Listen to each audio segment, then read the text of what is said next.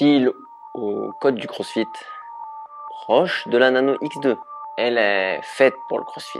Salut les sportifs, j'espère que vous vous portez bien. Moi c'est Serge Fortini, bienvenue sur ma chaîne YouTube. Qu'il fasse beau, qu'il fasse gris, qu'il fasse chaud, qu'il fasse froid, le sport doit être là.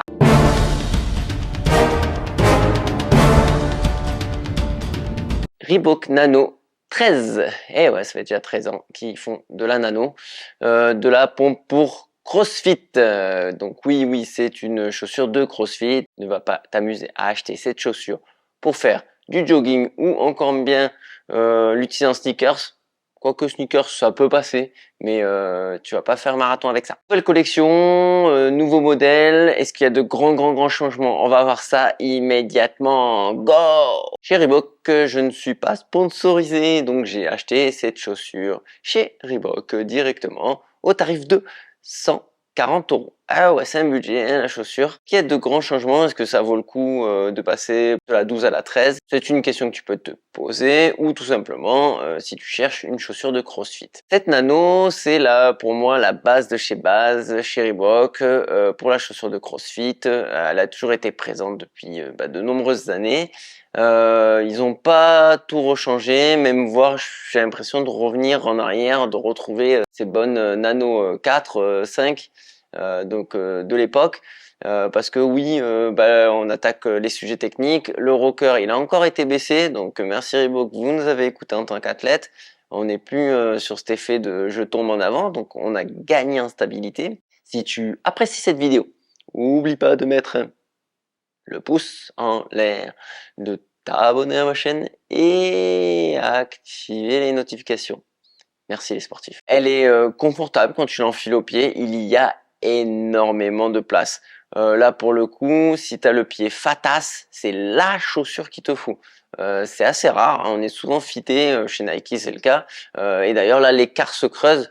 T'as les gens qui aiment et qui ont le pied fin, là je vous conseille d'aller du côté petite vidéo là juste là. La nano, si vous êtes plutôt fatas et vous aimez de l'espace, nano. Là, moi, je l'ai reçu en couleur blanche et noire. Donc, comme tu peux voir à l'écran, à toi de faire ton choix en termes de style. Elles sont très jolies en vrai, plus qu'en photo, sache-le. Il y a sa tige qui a changé, le tissu, et on est repassé sur un mesh qui est visuellement plus traditionnel, mais qui est très aéré, qui fonctionne très bien, qui moi perso retient pas du tout la transpiration. J'ai pas chaud aux pieds ou quoi que ce soit, donc ça c'est très bien. On sent que le matériel est très solide, on sent que ça va être durable, même encore plus que la 12. La 12 avait un petit peu des décollements au niveau semelle intermédiaire et mèche. Là, on sent que c'est bien plus costaud. Je descends sur sa semelle intermédiaire. La Floatride Energy a absolument pas changé. C'est la même. C'est la même dans sa construction. Une chose, elle est plus raide, et surtout ils ont changé le style du Europe Pro. Moi perso je préférais celui d'avant parce qu'il y avait une espèce de petite encoche là que je vais vous mettre à l'écran qui permettait ça accrocher un petit peu la corde. Là il n'y a plus rien qui accroche, c'est même presque glissant, mais par contre tout est solide, hein. Tu sens que tu vas pas déchirer ta chaussure sur la corde, ça c'est bien. Mais voilà, ça glisse un petit peu, et puisque je parle de glissade, je vais parler de la semelle extérieure, le grip. Ils l'ont complètement changé là pour le coup. Un bloc en caoutchouc complet, linéaire, de longueur de la chaussure. Et pour moi, sur parquet, parce que je m'entraîne essentiellement sur parquet, ça glisse un petit peu, contrairement à la 12. Donc voilà, un petit peu un petit peu de glissement. Bon, évidemment, quand tu es sur dalle caoutchouc de CrossFit, ça bouge pas, hein. C'est très collant. Bitume également, pas de souci particulier. Donc c'est seulement sur revêtement bois et parquet, donc sur, je pense aux plateformes d'haltéro, oui, ça glisse légèrement. Par contre, encore une fois, en termes de durabilité, on sent que c'est une chaussure que tu vas pouvoir garder des années, parce que franchement ça a l'air mais encore plus solide que les versions précédentes. Je reviens sur le dessus de la chaussure, donc le lacet un peu plus classique, plat, languette, classique, qui se promène complètement à l'intérieur. Si ça te plaît, tant mieux. Moi ça me plaît absolument pas, comme je l'ai toujours dit dans toutes mes vidéos de chez Reebok. Reebok est très classique de ce côté-là, ils prennent pas de risque, on va dire. À l'intérieur, aucune particularité, aucun maintien visuel en tout cas, semelle de propreté que tu peux changer, tout à fait classique. Si tu portes des semelles ortho, tu vas pouvoir mettre les tiennes. J'en viens à la plus grosse nouveauté de ce modèle, le nouveau système de maintien au niveau du talon.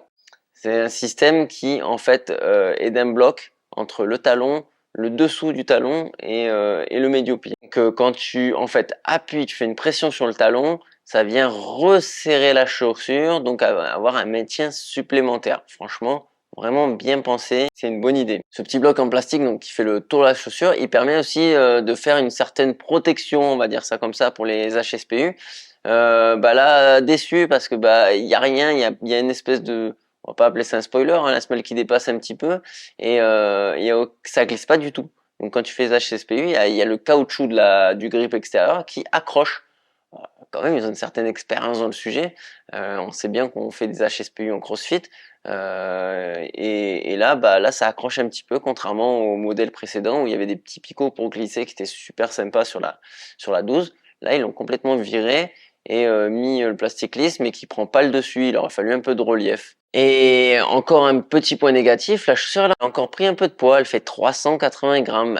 Pour une chaussure polyvalente, ça commence à faire lourd. Donc ça se sent pas au pied. Tu la mets au pied, franchement, ça se sent pas. C'est une chaussure de CrossFit. Elle est un peu raide hein, au départ. Faut faire quelques watts pour un peu la rôder. Elle est stable. Voilà, moins qu'on puisse dire, c'est que vraiment, ça c'est écrit dans le titre de la vidéo. On a fait un retour en arrière. Et ils ont repris de la stabilité. Le truc qui n'existait plus sur la 10-11. Là, c'est le summum. Là, on est plaqué au sol. On est pas sur une chaussure d'haltéro, mais pas très loin. Hein. Pour lifter, c'est de la balle. Sur un drop de 7 mm, donc c'est la différence entre l'avant et l'arrière de la chaussure, bah Reebok reste sur son délire de drop de 7. Là par contre on le sent pas, vu qu'il n'y a pas de rocker prononcé, on le sent pas, mais bah, sur les lifts on le sent un petit peu, ça vaut pas du 3. On parle de quelques millimètres, ok, mais ça fait faire quand même, ça fait faire une espèce de déséquilibre en avant sur du lift quand même. J'ai fait à peu près le tour hein, de cette Nano 13. Si tu as des questions, n'hésite pas à le mettre en commentaire. Moi, mon résumé, c'est que bah, c'est une très bonne chaussure de CrossFit, on faut pas se leurrer. Si t'es débutant, tu verras pas les petits défauts que j'ai énoncés. Hein. Tu peux y aller les yeux fermés si esthétiquement elle te plaît. Et surtout, le plus important, si elle te va bien au pied, hésite pas à prendre ta pointure tout court. Hein. Faut pas grossir. Là, il y a beaucoup de place dans la chaussure. Et bah voilà, pas faite pour aller courir, pas faite pour l'athlétisme. C'est vraiment une chaussure polyvalente, on va dire CrossFit et uniquement CrossFit. Je te dis CrossFit, bonbon et saucisson. Portez-vous bien et surtout, machina.